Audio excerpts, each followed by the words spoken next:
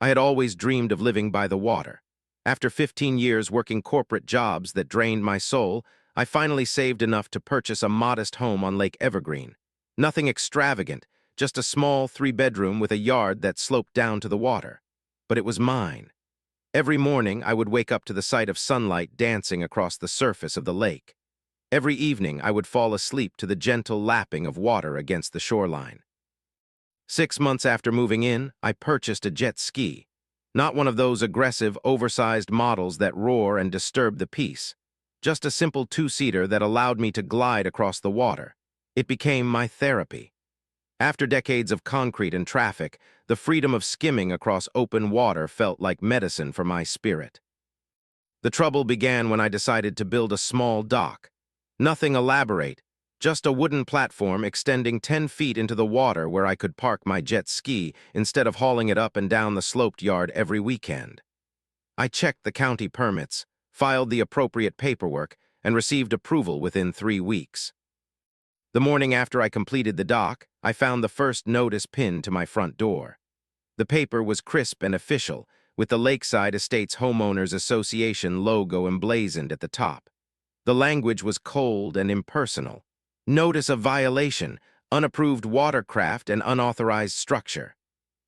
I did not understand. I had all the proper permits. I had not violated any laws. Confused, I called the number listed at the bottom of the notice. A woman with a clipped, efficient voice informed me that I would need to attend the next HOA meeting to address the violation. "But what exactly is the violation?" I asked. "The board has determined that your watercraft does not meet community standards," she replied. "The meeting is Thursday at 7. Do not be late." Thursday evening found me sitting in the back of the Lakeside Estates Community Center. The room was chilled to an uncomfortable degree, filled with folding chairs arranged in neat rows. Most remained empty. About 15 residents sat scattered throughout the space, their faces a mixture of boredom and resignation. The HOA board sat at a long table at the front. 5 members, 3 men and 2 women, all with the same expression of mild disapproval. In the center sat Gerald Hoffman, the president. I had met him briefly when I first moved in. He had shaken my hand with the precise pressure of someone who had practiced the gesture, his smile never reaching his eyes. When my name was called, I walked to the podium positioned in front of their table. I explained that I had secured all proper permits for the dock. I pointed out that several other homes on the lake had similar watercraft. I even brought photographs showing that my jet ski was parked neatly and did not obstruct any views or access.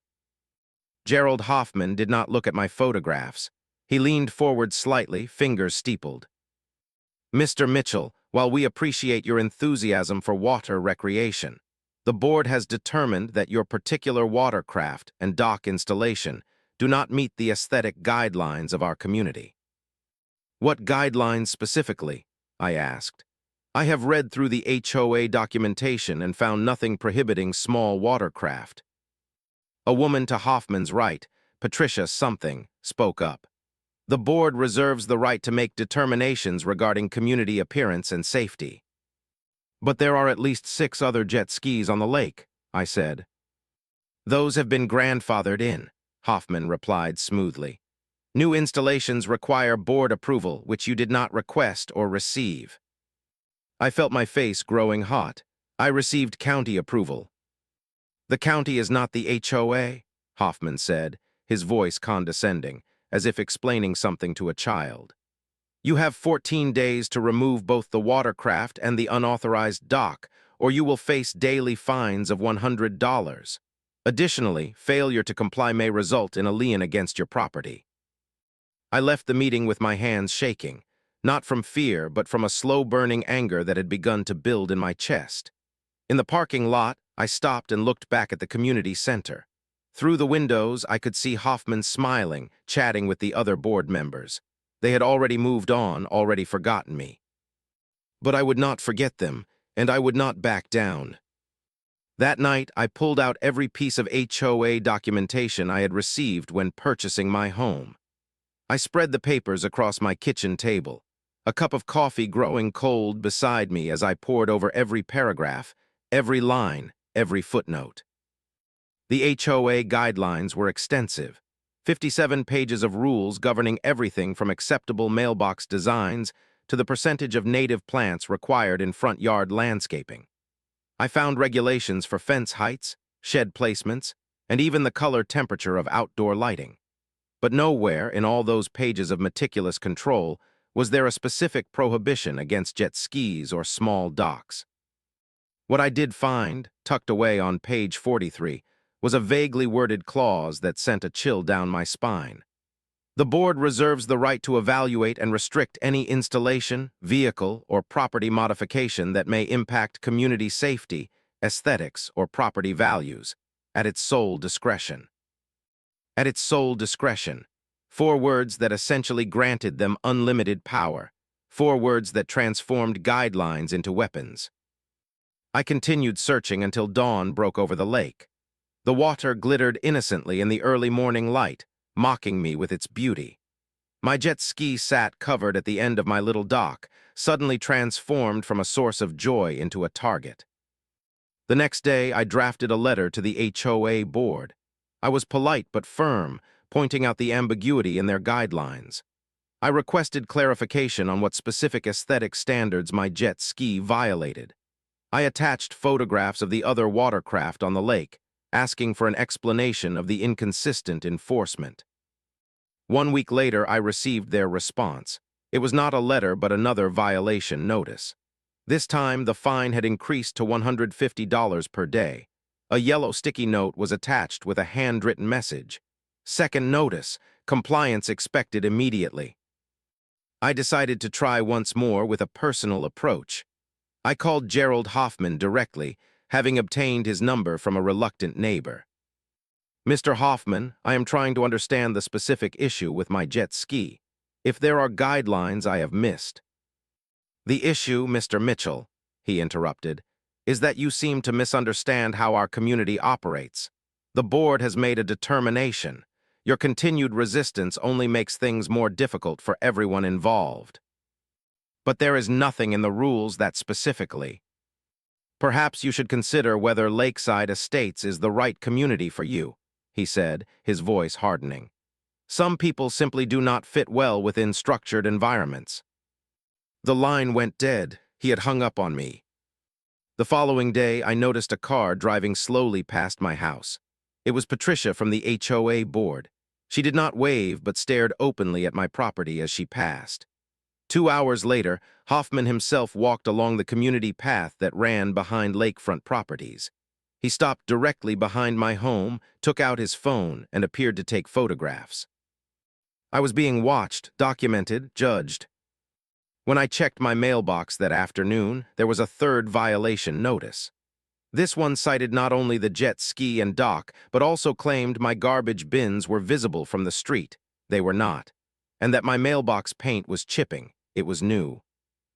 I began to notice changes in my daily life. Neighbors who had previously been friendly now gave me tight smiles or avoided eye contact altogether. When I waved to the couple next door, they hurried inside as if I were contagious. I was being isolated. That evening, as I sat on my back porch watching the sunset over the lake, a shadow fell across the deck. It was Mike Peterson, an older man who lived 3 houses down. He glanced nervously over his shoulder before speaking. "They are not going to back down, you know," he said quietly. "Because of a jet ski?" I asked. Mike shook his head. "It is not about the jet ski. Hoffman just does not like people who do not fall in line immediately. He made an example of the Richardsons last year over a basketball hoop. Before that, it was the Wilsons and their bird feeder. They both ended up moving." "I am not moving," I said. Mike's expression was sympathetic but doubtful. "Just be careful, document everything. They will keep escalating." As he walked away, I realized I had been unconsciously clenching my fists so tightly that my nails had left half-moon indentations in my palms. I uncurled my fingers slowly and looked out at my jet ski, bobbing gently at the end of my dock. I began taking photographs every day of my property, of violation notices, of board members driving by. I recorded phone calls. I created a dedicated email address for all HOA communications. I was building a record, though I did not yet know what I would do with it. What had begun as a simple dispute over a recreational vehicle had transformed into something darker. It was no longer about rules or aesthetics. It was about power. And though they did not know it yet, I was not powerless. The harassment escalated with surgical precision. Every Tuesday morning, like clockwork, a new violation notice would appear. The offenses grew increasingly trivial. A hose not properly stored, grass half an inch too tall at the edges of my property, a window screen with a barely visible tear. Each violation carried its own fine, each fine larger than the last. Within a month, I had accumulated over $4,000 in penalties. The threat of a lien against my property was no longer implied, but explicitly stated in bold letters across the bottom of each notice. My dock was now labeled an environmental hazard despite having county approval. My jet ski was described as a noise pollution source, though I rarely used it now, too aware of the eyes watching from windows and the phones ready to document any perceived infraction. I filed a formal complaint with the county zoning department, detailing the HOA's selective enforcement and harassment.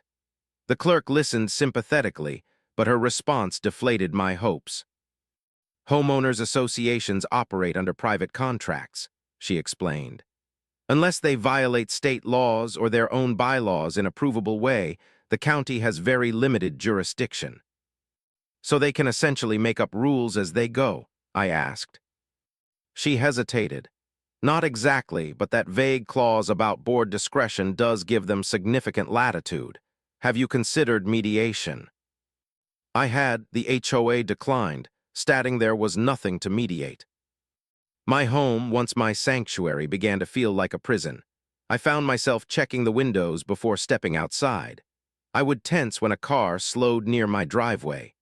I stopped using my backyard entirely, unable to enjoy it under the weight of constant scrutiny.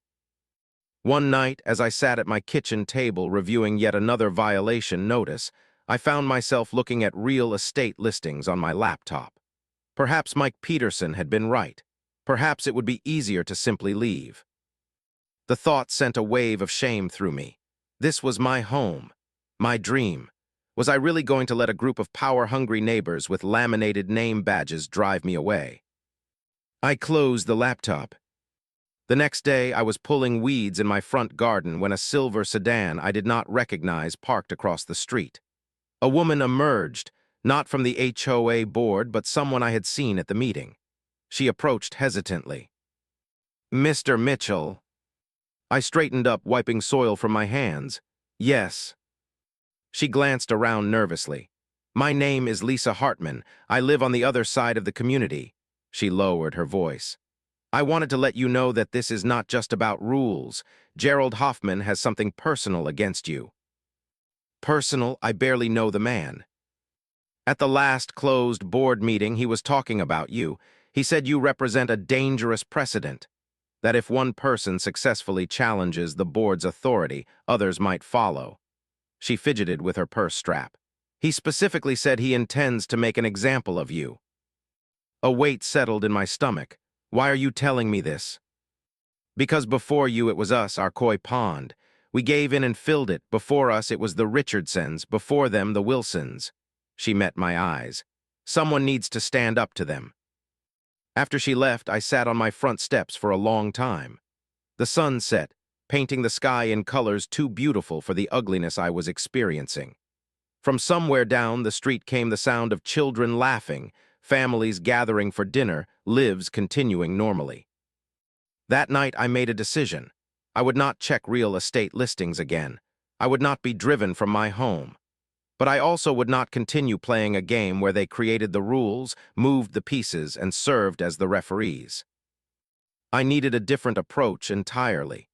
I needed to understand exactly what I was fighting and who truly held power in this situation. I began researching more deeply, not just HOA bylaws, but property law, riparian rights, and water jurisdiction. I spent hours at the county records office, reviewing plat maps and property boundaries. I consulted online legal resources about waterfront ownership. What I discovered changed everything. The HOA did not actually own the lake. Most residents of lakeside estates, myself included, had assumed the lake was community property, maintained by our HOA fees. This was the narrative the board had cultivated for years. But as I dug through county records and historical documents, I uncovered a different truth.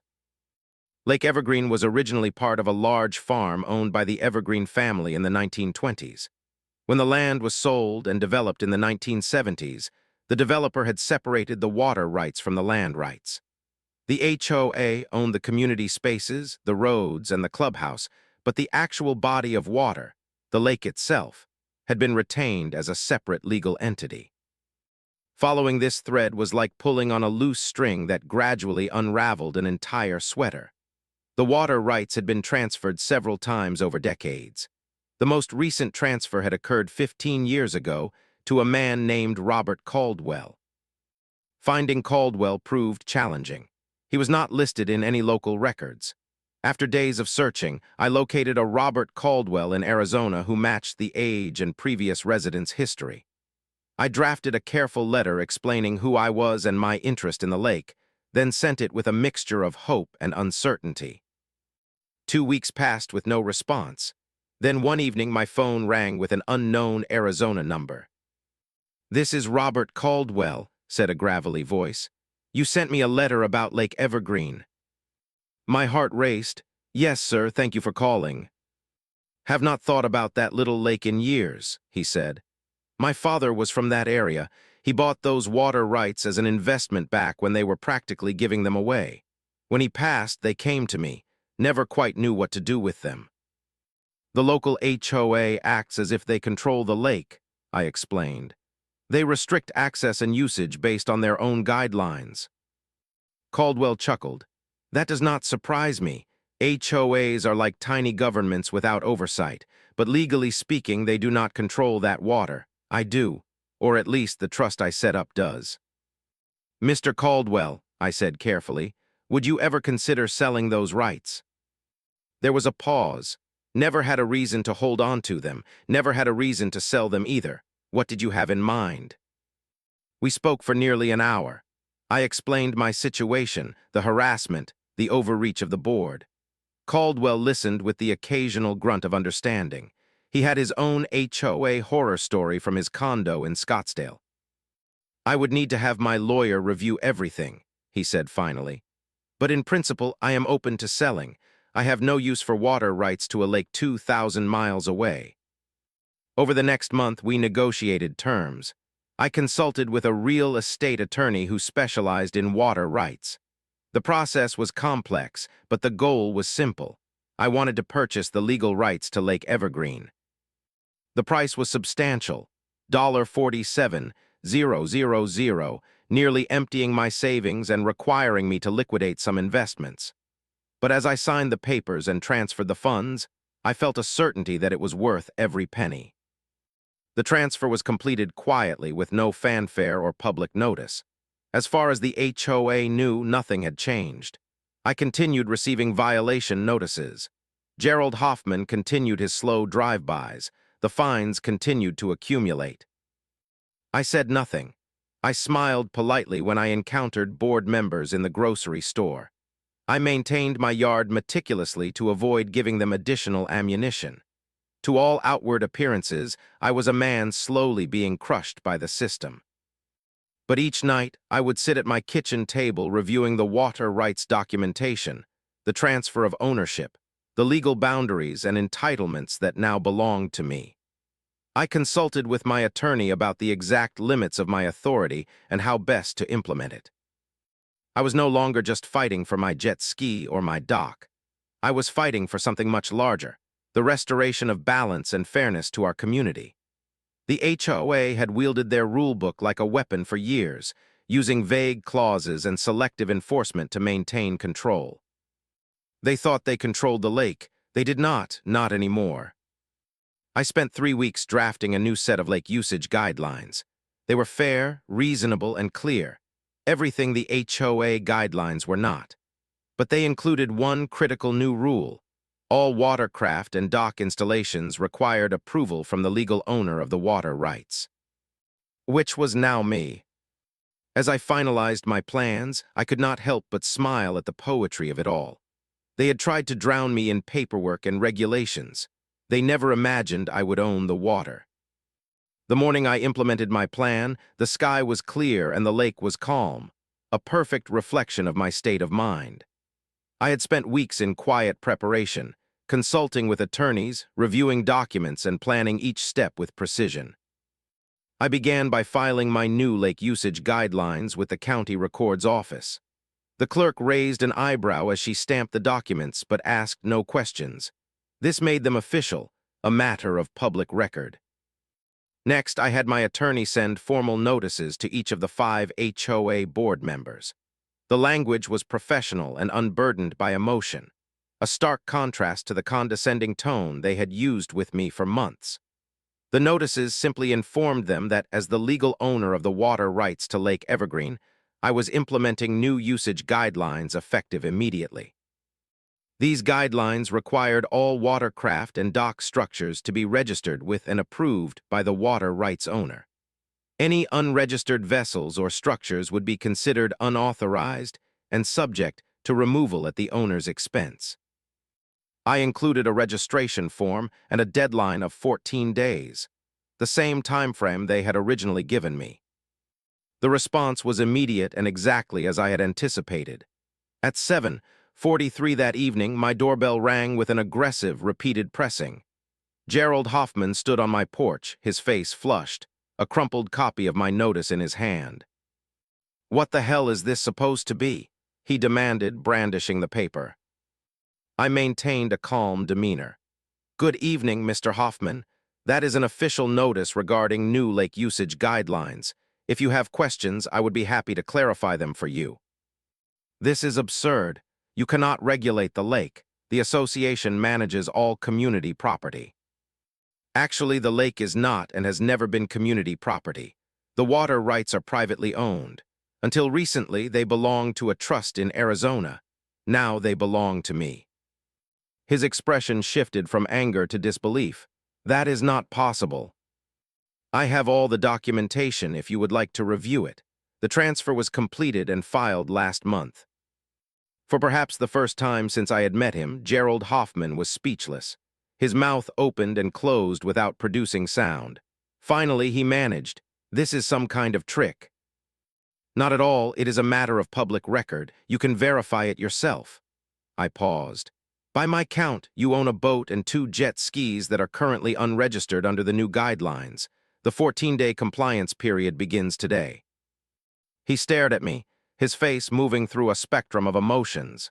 Disbelief, rage, and finally, the dawning realization that he was experiencing exactly what he had subjected me to. "You will be hearing from our attorney," he said finally, turning to leave. "I look forward to it," I replied. "Good evening, Mr. Hoffman." The emergency HOA meeting was called for the following evening. Attendance was higher than I had ever seen, nearly 40 residents packed into the community center. I sat in the back, calm amid the tension. Gerald Hoffman attempted to control the narrative, describing my actions as a hostile takeover and a threat to community standards. But his usual confidence had fractured. He kept glancing at Patricia, who was frantically flipping through a binder of legal documents. When it was my turn to speak, I walked to the front without hurry. I placed my documentation on the podium: property records, water rights certificates, the official transfer of ownership. "I did not take anything that was not for sale," I explained to the room. "I simply purchased water rights that were privately held. The HOA has been enforcing rules over property it does not own and never did." I described the months of harassment I had endured, the arbitrary fines, the selective enforcement. Several residents nodded in recognition of their own experiences. "My new guidelines are simple and fair," I continued. "I am not banning watercraft or docks. I am only requiring them to be properly registered and maintained, similar to what the HOA has been requiring of me, but with clear standards applied equally to everyone." Patricia raised her hand. "And if we refuse to comply?" "Then you would be in violation of the legal rights of the water owner." Just as you claimed I was in violation of HOA guidelines. The irony was not lost on the room. A murmur spread through the residents. I saw several of them exchanging glances, some even struggling to suppress smiles. Gerald attempted to regain control of the meeting, but the mood had shifted. Residents began asking questions, not about my lake guidelines, but about how long the HOA had been enforcing rules over property it did not own, about why certain violations were enforced while others were ignored, about the consistency and fairness of their decisions. The meeting that had been called to unite the community against me had instead cracked open years of accumulated resentment toward the board. As I returned to my seat, I noticed something I had not seen before. I was not alone. The isolation they had cultivated around me was breaking down. For the first time in months, I felt the weight lifting. The lake was mine, and soon everyone would know it. The following week unfolded like a slow-motion earthquake. The initial shock of my revelation gave way to aftershocks that rippled through the entire community. The HOA board, once a unified front, began to fracture under pressure. Their attorney discovered what mine already knew. My purchase and ownership of the water rights was entirely legal and binding. The lake was unquestionably mine to regulate, just as my land was mine to live on. With this confirmation, the board members turned on each other. At a particularly tense meeting I did not attend, voices were raised loud enough to be heard from the parking lot. Patricia blamed Gerald for never investigating the water rights. Gerald accused another member of failing in their due diligence. The treasurer questioned where certain funds had been allocated over the years. Meanwhile, I decided to hold my own community meeting. I reserved a room at the local library, neutral territory, and sent invitations to every household in Lakeside Estates. I was careful with the wording, making it clear this was not confrontational but informational. A discussion of Lake Evergreen water rights and community access. I did not expect many people to attend. The HOA had been effective in isolating me for months. I prepared for a small group, perhaps 10 or 15 residents curious enough to risk the board's disapproval. I was wrong. When I arrived, the room was already full. Nearly 60 people had come, not just homeowners but their spouses and even some older children. They sat in rows, conversations hushing as I walked to the front. "Thank you all for coming," I began. "I know there has been a lot of confusion and concern about the lake recently. I want to be completely transparent about what has happened and what it means for our community." I explained everything, from the original harassment over my jet ski to my discovery about the water rights. I showed documentation, answering questions clearly and without the condescension that had characterized HOA communications. "My goal is not to restrict anyone's enjoyment of the lake," I assured them. "I have no interest in preventing children from swimming or families from boating. I only want to ensure that the rules are fair, clear, and applied equally to everyone." A woman in the front row raised her hand. "Why did the board tell us they controlled the lake if they did not?" "I cannot speak to their intentions," I replied carefully. "Perhaps they assumed they did, perhaps they never investigated, or perhaps they found it useful to claim authority they did not legally possess." This opened the floodgates. One by one, residents began sharing their own stories of HOA overreach. A man described being fined for a basketball hoop that had been approved by the previous board. An elderly woman had been cited for bird feeders that attracted undesirable wildlife. A young couple had been denied permission to install solar panels despite state laws protecting renewable energy installations. What struck me most was how many people thought they were alone in their frustrations. The HOA had created an environment where residents believed they were the only ones being targeted, the only ones questioning the rules. This isolation had been their most effective tactic. As the meeting continued, something remarkable happened. People began exchanging phone numbers. They formed a group chat. Someone suggested creating a community committee to review the HOA bylaws and propose amendments. I had not planned for this. I had sought justice for myself, not a community uprising. But watching my neighbors connect, seeing the relief on their faces as they realized they were not alone, I understood that what was happening was necessary and overdue. The following evening, Gerald Hoffman appeared on my doorstep again. This time he was alone and his demeanor had changed. The commanding presence had deflated. "We need to talk," he said. "Not as the HOA president, just as neighbors." I invited him in, somewhat warily. He declined my offer of coffee, sitting stiffly on the edge of my couch. "Why did you do it this way?" he asked finally. "Why not just come to us directly about the water rights?" "Would you have listened?" I countered. "You did not listen about the jet ski. You did not listen about the dock. You escalated at every opportunity." He was silent for a moment. "The board is falling apart," he said finally. "Patricia has resigned. 2 others are threatening to follow. There is talk of a vote of no confidence." "I am sorry to hear that," I said, not entirely truthfully. "Are you?" He looked at me directly. "Is this not exactly what you wanted?" I considered the question carefully.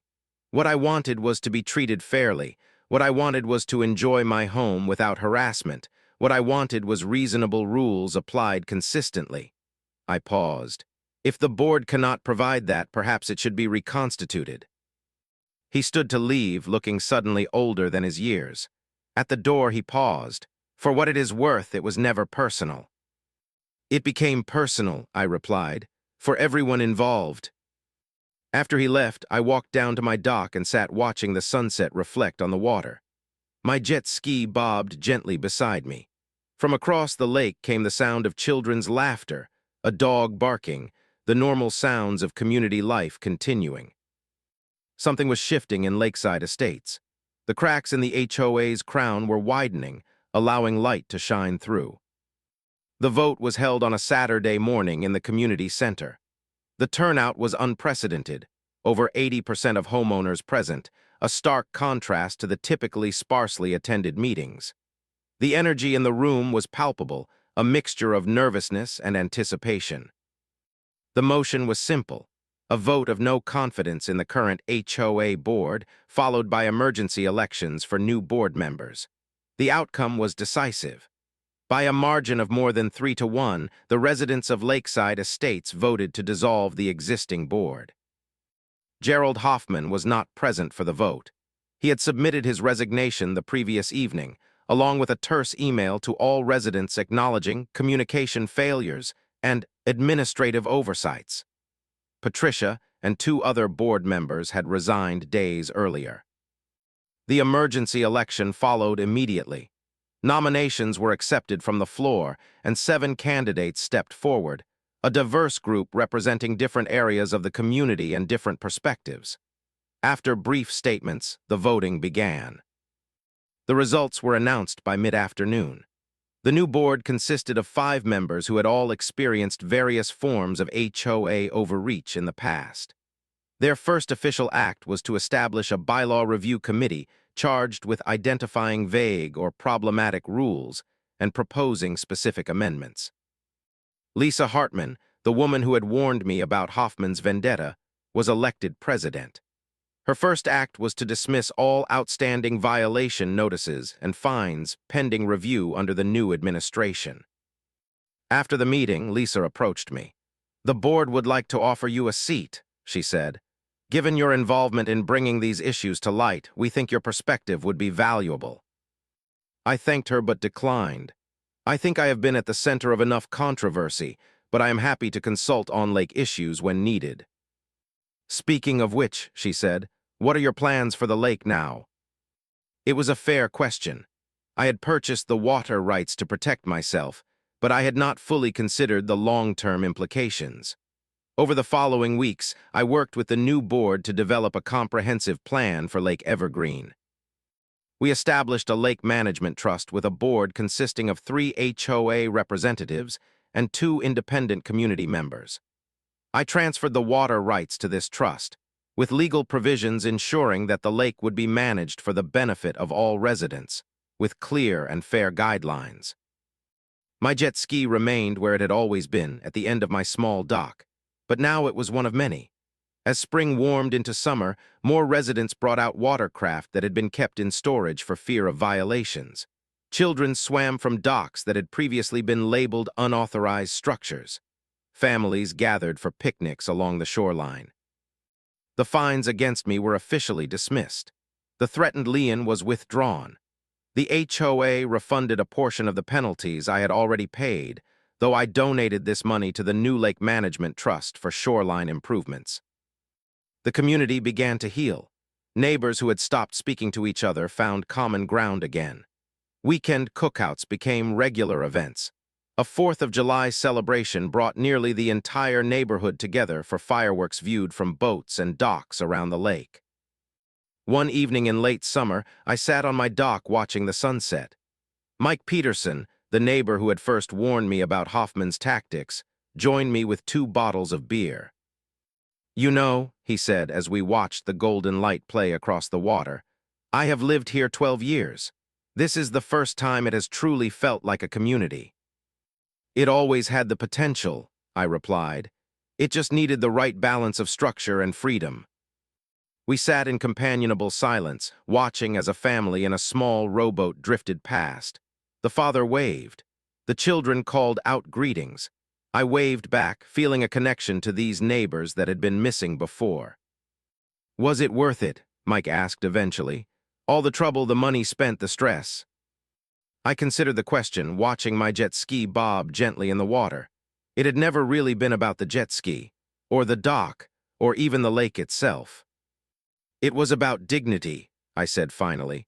"About not being bullied out of your own home, about standing up when something is wrong." As darkness fell, lights began to appear around the lake, porch lights, dock lights, the warm glow of homes where people felt secure, where rules existed to protect, not to control, where community meant connection, not conformity. I had not sought to become a catalyst for change. I had simply wanted to park my jet ski by my home and enjoy the water. But in fighting for that small freedom, I had helped restore something larger to lakeside estates. We had taken back the shoreline, and with it our community,